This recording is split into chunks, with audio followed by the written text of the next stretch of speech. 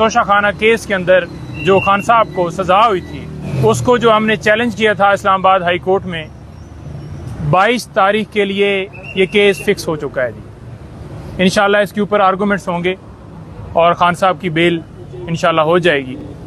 दूसरा आपको बताता जाऊं कि शहरियार अफरीदी साहब और शानदाना गुलजार, उन दोनों के भी इस्लामाबाद हाई कोर्ट ने अहकामात जारी कर दिए हैं कि किसी और मुकदमे में इनको ना गिरफ्तार किया जाए और जिस ऑर्डर के तहत इनको गिरफ्तार किया गया था वो हुक्म कलअदम करार देते हुए उन्हें रिहाई के अहकामात दे दिए।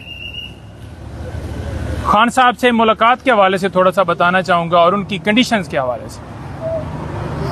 कल पूरी कोशिश की कि हमारी भी लीगल टीम की भी मुलाकात हो, लेकिन जेल हकाम की तरफ से सिर्फ एक बंदे को मिलने के लिए जुमरात को यानी कि कल एक वकील को मिलने के लिए इजाज़त मिली है। कानून ये नहीं कहता कि आपने पूरे हफ्ते में एक दिन बंदे को मिलवाना है। यहाँ पर सूरत हाल ये है कि 200 के करीब केसेस हैं, मुख्तलिफ कौंसल्स हैं, मुख्तलिफ वकील उसके अंदर एंगेज हैं। तो जो हमने लिस्ट दी थी वो तकरीबन 13-14 लोगों की दी थी, वकला की, और साथ में पॉलिटिशियंस और उनकी फैमिली के जो लोग थे वो अलग थे जी, या डॉक्टर की एक्सेस। तो उनको इजाज़त नहीं दी गई। क्यों नहीं दी गई, ये इसकी कोई वजह नहीं है। शायद वकला जाएंगे तो सिक्योरिटी के खदशात हो जाएंगे, शायद वकला जाएंगे तो उनको जो इंसाफ तक जो है रसाई जो है वो आसानी हो जाएगी, क्योंकि मुख्तलिफ केसेस हैं, उनसे इंस्ट्रक्शंस लेनी है, पावर ऑफ अटॉर्नी लेने हैं। तो न जाने क्यों इनकार किया जा रहा है कि खान साहब को किस हालत में रखा गया। खान साहब ये नहीं कह रहे कि मुझे A क्लास दी जाए या मैं रह नहीं सकता, बल्कि वो तो कह रहे हैं मुझे बेशक D क्लास दे दी जाए। लेकिन उनकी सूरत हाल क्या है? हाई कोर्ट का हुक्म कि जेल मैनुअल के मुताबिक ट्रीट किया जाए।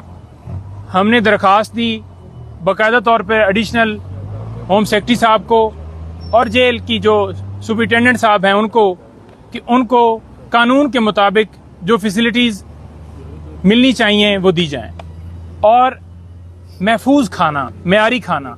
हम ये नहीं कह रहे कि कोई कोफ्ते दें या कोई इस तरह का ऑर्डर हमें दें, महफूज खाने की हम इस्तदा करें।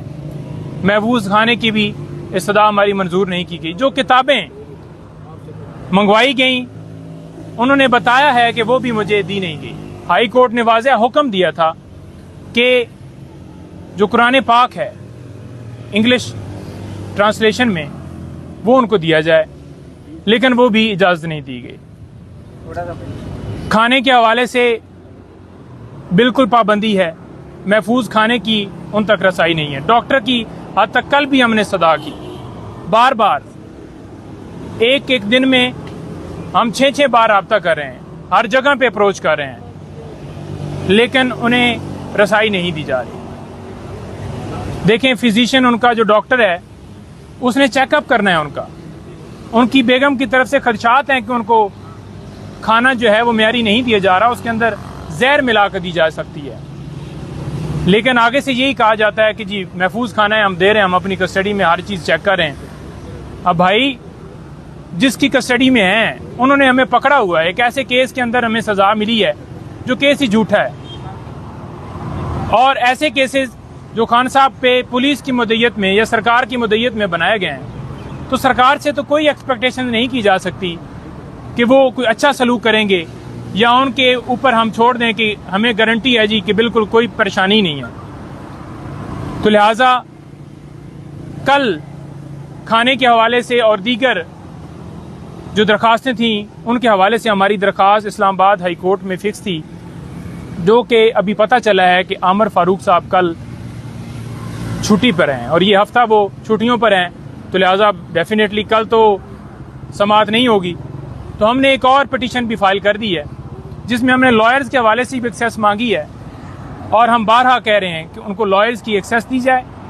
बारहा कह रहे हैं, जेल के आगे जाके खड़े होकर कह रहे हैं लॉयर्स की एक्सेस नहीं है। एक बंदे की कोई मंतक नहीं है कि आप एक बंदा आ जाए, कोई पाबंदी नहीं है कानून के मुताबिक। डॉक्टर बार बार उनके रब्ता कर रहे हैं, उनको एक्सेस नहीं दी जा रही। रात को भी मैंने मैसेज किया है उनको ये समीर खोसा साहब हैं, बाकी सारे लतीफ़ खोसा साहब हैं, बाबर अवान साहब हैं, अली जफर साहब हैं, ख्वाजा हारिस साहब हैं, जो मुख्तलिफ केसेस में नाम लेना लंबी एक लिस्ट है। लेकिन अदालत ने भी कहा था कि 5 लोग जो हैं वो इस हद तक चले जाएं, ज्यादा ना जाएं एक मुलाकात में, लेकिन चलो 4-5 की हद तक चले जाएं। हमें इजाज़त नहीं दी जा रही। हमारी आला अदलिया से गुजारिश है कि इस मामले को देखें, नोटिस लें। चीफ साहब अगर छुट्टियों पे हैं तो इस मामले को कौन टेकअप करेगा? एक एक दिन, एक एक मिनट का खाना और एक एक लम्हा उनको बुनियादी इंसानी हकूक से महरूम रखना, ये बिल्कुल ज़्यादती है और उसके ऊपर फ़ौरन एक्शन होना चाहिए और जो हमारी कानून के मुताबिक इस्तदाएँ हैं वो मंजूर होनी चाहिए। बहुत शुक्रिया। देखें, अदालतों के फैसलों से अदालतों की इज्जत होती है। आपके सामने बाबर सत्तार साहब ने जो फैसला किया वो एक तारीखी फैसला था। दूसरी तरफ आपके सामने इस्लामाबाद हाई कोर्ट के हुक्म पे हम इमरान खान साहब को जेल में मिलने गए। किस तरह इस्लामाबाद हाई कोर्ट के फैसले को हवा में उड़ाया गया, किस तरह इस्लामाबाद हाई कोर्ट के फैसले को मजाक बनाया गया। उल्टा जिन वकीलों के नाम लिखे हुए थे फैसले में, उन पे FIR दे दी गई। तो अदालतों को सोचना चाहिए कि अदालतों ने अपने ऑर्डर्स को किस तरह कंप्लाइंस उन पे करवानी है। दूसरी तरफ अटक जेल जो है वो Rawalpindi bench Lahore high court के दायरा इख्तियार में आती है। तो पाकिस्तान भर के तमाम वकील जो इमरान खान साहब की केसेस की पैरवी कर रहे थे, उन्होंने मुश्तरका तौर पे रावलपिंडी बेंच में पटिशन दायर कर दी है, जो कल समाअत के लिए मुकर्रर हो गई है। हमारी उसमें इस्तदा यही होना चाहिए और जो हमारी कानून के मुताबिक इस्तदाएँ हैं वो मंजूर होनी चाहिए। बहुत शुक्रिया। देखें, अदालतों के फैसलों से अदालतों की इज्जत होती है। आपके सामने बाबर सत्तार साहब ने जो फैसला किया वो एक तारीखी फैसला था। दूसरी तरफ आपके सामने इस्लामाबाद हाई कोर्ट के हुक्म पे हम इमरान खान साहब को जेल में मिलने गए। किस तरह इस्लामाबाद हाई कोर्ट के फैसले को हवा में उड़ाया गया, किस तरह इस्लामाबाद हाई कोर्ट के फैसले को मजाक बनाया गया। उल्टा जिन वकीलों के नाम लिखे हुए थे फैसले में, उन पे FIR दे दी गई। तो अदालतों को सोचना चाहिए कि अदालतों ने अपने ऑर्डर्स को किस तरह कंप्लाइंस उन पे करवानी है। दूसरी तरफ अटक जेल जो है वो Rawalpindi bench Lahore high court के दायरा इख्तियार में आती है।